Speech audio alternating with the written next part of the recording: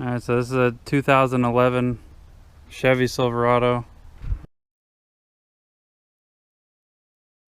Nobody likes a long video of talking, so let's cut to the chase. First, you just pop this thing off.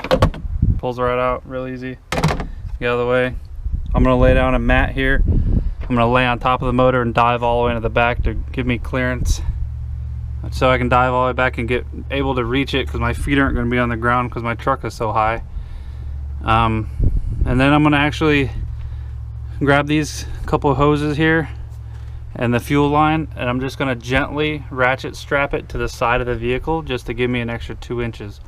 That makes a world of a difference, being able to reach your hand around there and be able to grab it, because that electrical connection is not fun. I'm going to explain what I did to make it a lot easier, because it is not easy.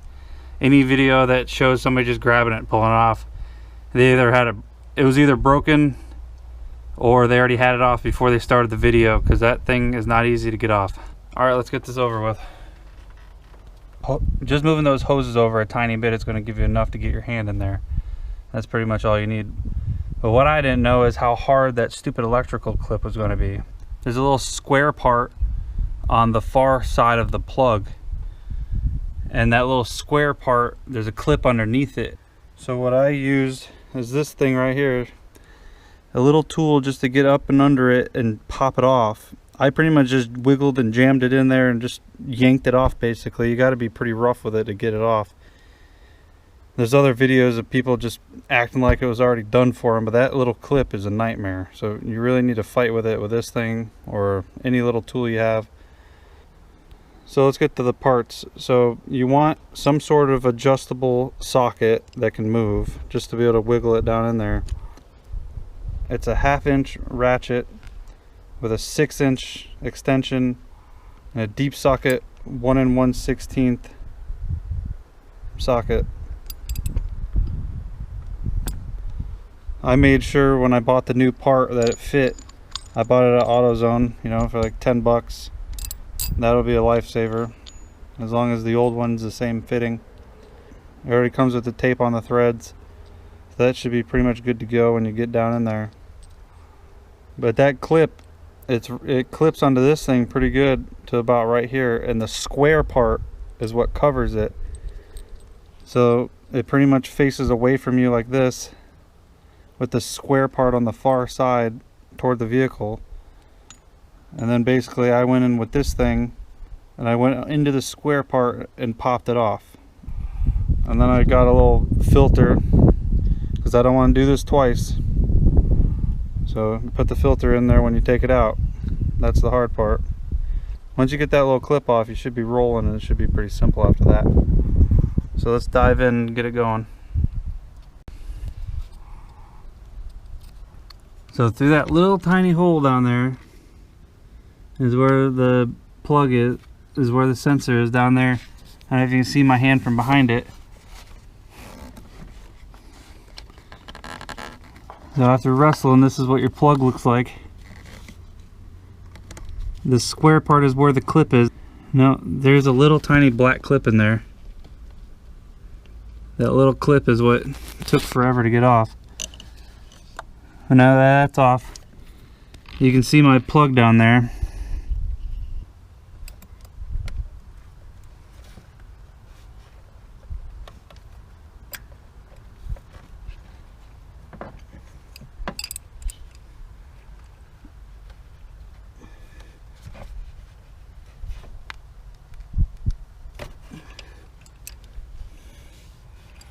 Alright, we got her loose. This actually works really well. You kind of got to bully that hose out of your way a tiny bit, but that actually worked great. Let's get that loose enough to where you can grab it with your hand.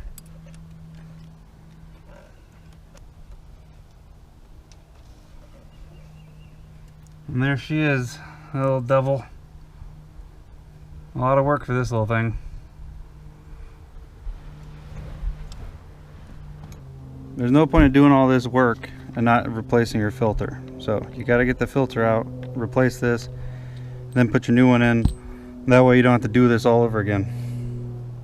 So don't forget to do your filter. So this one was actually too deep. I'm gonna use a little skinnier one to get down in there.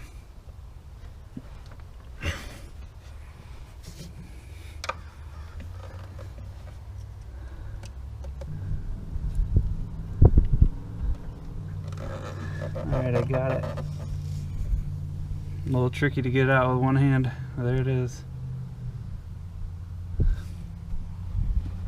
So by shoving this thing down in there, I actually poked a hole. I actually poked a little hole right through the screen. That made it to where it's easier to get it out. But obviously you can't use this one now. But now I know how it goes in. And now we'll open up our new filter and put that one in. So as you can see, they're kind of fragile, so you want to be careful not poking any holes in it. So there's the new one. I would say the smaller side down is how you would put it. That's how we took the other one out. So we just gotta make sure we drop this in without dropping it. Alright, now it's time for the socket. This big socket actually fits down in there pretty easily.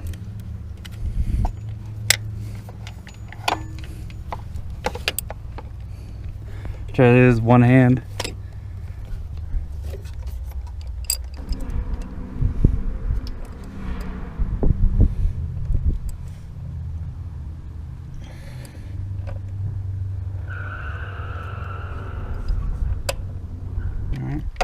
I had to wrestle it to get it off a little bit. Once it's on there tight, it's hard to move.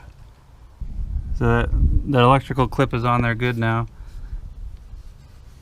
Just want to make sure that you push down the little locking piece in the back.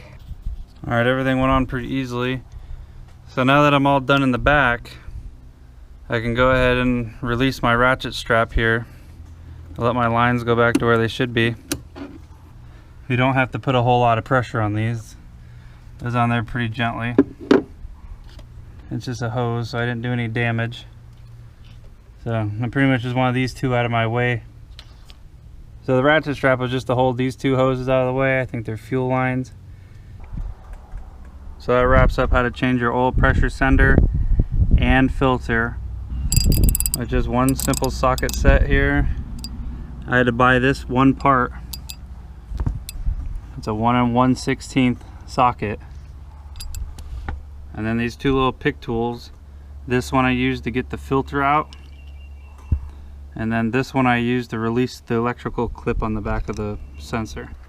I got 11-inch lift and 37s on my truck, so it was a lot harder to get up in there. The front of my truck is up to my chin. Oh, that was fun. Alright, final step. This thing just snaps right in and it should be locked in. It's good to go. Now we're all done. Nice and easy. Look at that, I got good oil pressure again. My truck's happy again. Thanks for watching.